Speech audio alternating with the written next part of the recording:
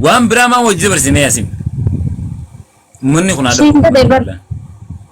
Hidhi godde waliin jiifne waan ta'eef abaadan nanaafati never ever wal dagachuudhaan mallu rammees mal taate. Takka jedhu. Lammata hoolii tiktokii waliin mi'eessine aneefati. Gizee tiktokiin cillimaadha. Gizee tiktokiin kun dukkanaa jechuudha. Tiktokii kana zana fata goone jechuudha. Ni beektaa jechuudha. Argitee? Dagatamu sani seenan. Fakkii kana ta'eef aneefati bar nama biqiltuu jechuudha. Takka irraa dhaabee biqiltuu hedduu kunuunsee asiin gahe waan ta'eef aneefati yoomiyyuu adda ba'uudhaan malu yoomiyyuu adda fagaachuudhaan malu. I love you ayaan fiqiranya hanga si argadhu fa'aa ambashitanya.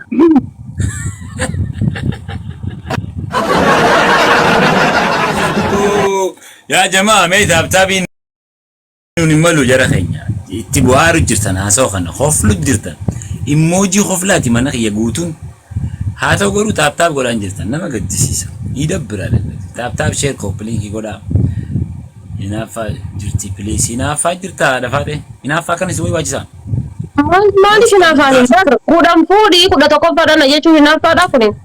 Amma wanni namni akkana jiru eenyu beektaa namaanani akhi namaa yoo namni kun biyya faranjii jiraati siifin toonaan jetti san irraa tokko beeka. Shamarran biyya faranjii takkitti isiitti dhiyaate takkitti guyyaa takka kaam daawun sin jennaan kaamu haappi jechuun itti ulfaata shamarran biyya faranjii. Ani yoo nasiibni maal maaf faranjii kanan na file qoye anuu bar ni fin ajaa'iba asii kophaan jira kun amatas meeqa guutuu.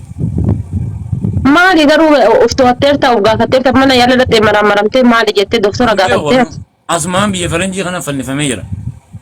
Jaarsicha tokkotu jira ka gaafa jalqaba biyya kana dhufee bira na fidanii na waraanan tokko. Marfee jaarsisa ni fudhadhu dinni nu didassi dhiisa bulloo kiyya.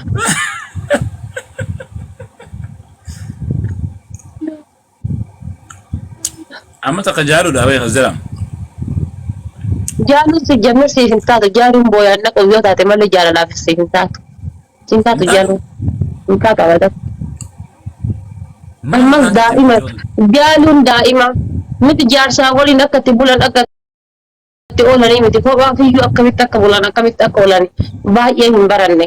Ganaa kolleejjiif sartifikeetii hedduu si gaafata jaaluu. Kanaaf jaaluu jaalachuu jechuun bishaaniin taphachuu jechuudha bullooki.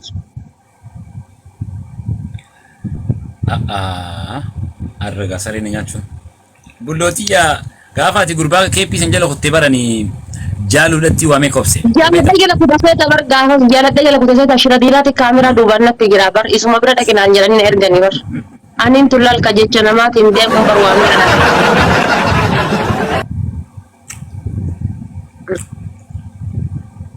Gaafa ati gurbaa keeppii san jala kuttee. Rabbee hawaasi gaafadhinna. Na gaafadhine. Isu guyyaa sanii filannoon kan kosi ta'eeti akkamitti sitti dhagayame uduun sobi. Arra sila sadarkaa biraarra jirraami. Yoo tana haadha manaatiif abbaa manaa taane sila maangoo kana waliin dhugaa jirra saa. Qaata sila. Garuu gaa hireedha maal godha. Ilillee furnaa argaa jala. Amma maarra koo qaba rammee koo silaayyuu singilii jiraanii beekta dingilii jiraanii beekta. Maarra koo qaba dirri kiyya ammas taanaan siif badhaadha.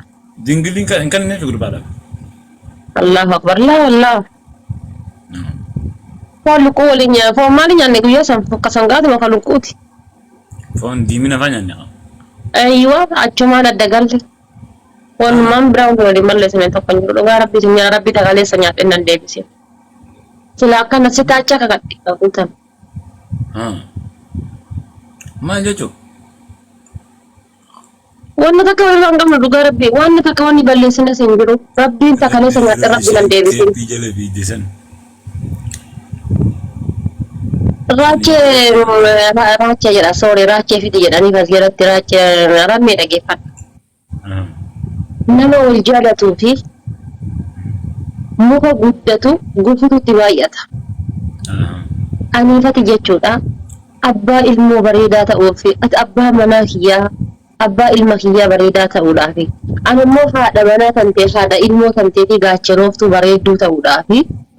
Waa hundaa jechuudha dildila hundaa gajjannee jala ta'uu qabna. Siif galaa miti yoo argite barumsa siif ta'an jedhee yaada. Bara amma dubbiin akka akkas hin taane waan tokko jiraatis. Namni bar waan kana gurra waliin dhibu yoo akhi namaa tura keessa suutatti gartee wal amansiifachuu fi waliin tura keessa walii galuun dhufte malee takkumaan arruma dhufte ammumammoo jiituma tanatti natti haasa'u jirta. Waggaa tokko gadi baanee kuusharii ta'e nama mari'annaa beena ka gadi baanee ta'e silaa eessi jirta waggaa tokko guutuu eessi jirta natti. Waggaa tokko guutuu gadda kan kee kan kakka imanarra jiraan gadda kan kee guyyaa takka mana gabba hin beeku alan argitee beektaa guyyaa tokko bakka takka keessee itti deebitu mee guyyaa tokko alan argitee beektaa nakin